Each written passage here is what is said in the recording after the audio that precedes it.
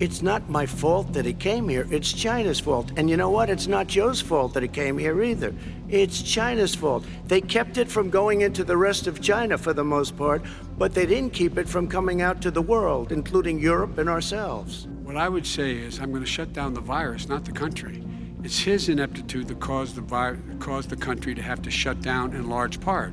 Why businesses have gone under, why schools are closed, why so many people have lost their living, and why they're concerned. Those other concerns are real. That's why he should have been, instead of in a sand trap in a golf course, he should have been negotiating with Nancy Pelosi and the rest of the Democrats and Republicans about what to do about the acts they were passing for billions of dollars to make sure people had the capacity. Donald Trump and Joe Biden, the roller coaster ride. Vote now and make sure to like the video, subscribe to our YouTube channel, and press the notification bell so you never miss out on our next videos. From behind his microphone in Las Vegas in 2020, Gill Alexander kept the conversation on sports during primetime action, his sports betting show. During commercial breaks, Alexander followed the presidential race between Donald Trump and Joe Biden. And it was during one of these breaks, as polls closed on the East Coast, Trump's vote in Florida grew, and betting odds shifted in the favor of the Republican incumbent with startling speed. That Alexander asked his co-host if what he was seeing in the betting market was real. There was this massive mismatch between what I call the pre-flop, general election betting odds, and the illogical live betting that was going on. Alexander explained, "I don't think we'll ever see anything quite like this again, where the live betting market was completely inaccurate. Since May, sportsbooks headquartered overseas or in Europe, where it is permitted to bet on elections, as opposed to the United States, have made Biden the favorite to win." According to Pete Watt, a London-based public relations manager for Oddschecker, which analyzes odds from numerous sportsbooks, Biden had an expected likelihood of 64% to topple Trump on Tuesday. Alexander recognized that Florida wasn't necessary for Biden's victory. He also felt for a long time that betting markets were more accurate than polls. However, when the state turned red, gamblers, possibly frightened by Trump's unexpected triumph in 2016, put money into the incumbent, defying his expectations. "We would have not seen any of this behavior if 2016 had not occurred," said Alexander, a host of many shows on the Vegas Stats and Information Network. But since there was that impending cloud, to some the ecstasy of 2016, where Trump defied all the polls, I believe many as soon as Florida turned. I assumed their muscle memory was this is 2016 all over again, and they went to town betting. Of course, this was not the case, and it was far too soon. It exhibited no patience at all.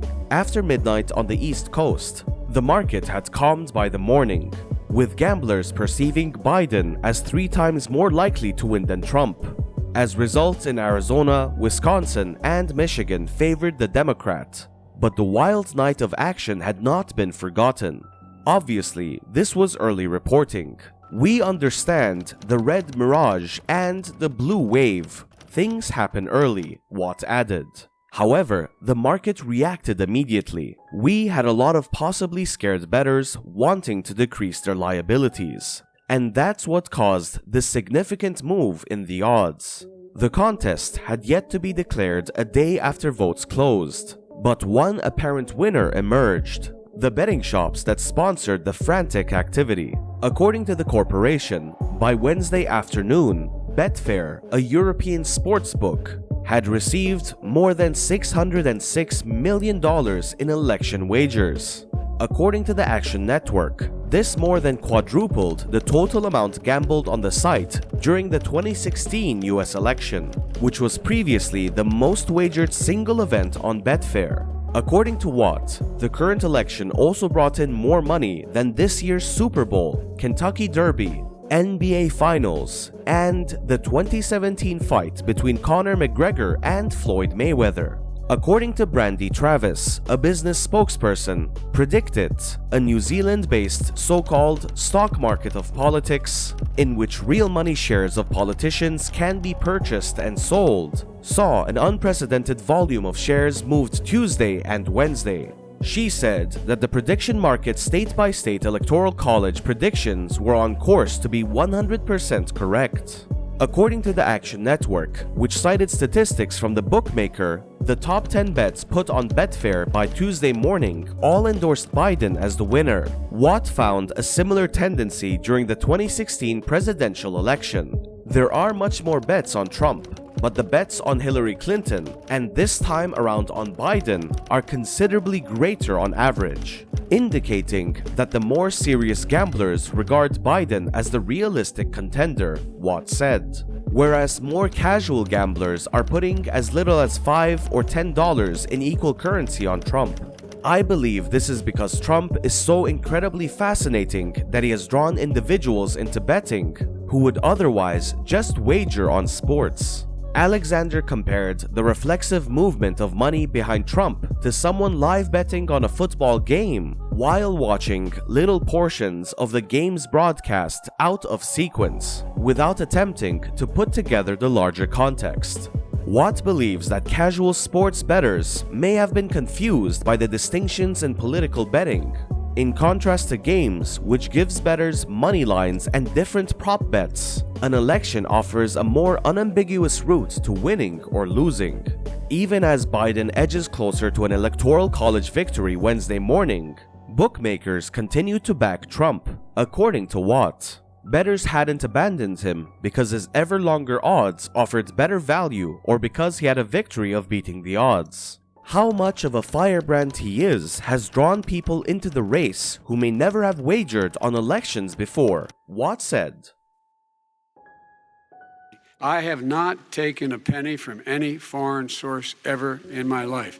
We learned that this president paid 50 times the tax in China, has a secret bank account with China, does business in China, and in fact is talking about me taking money. I've not taken a single penny from any country whatsoever, ever. People were saying $750. I asked them a week ago, I said, what did I pay? They said, sir, you prepaid tens of millions of dollars. I prepaid my tax. Tens over the last number of years.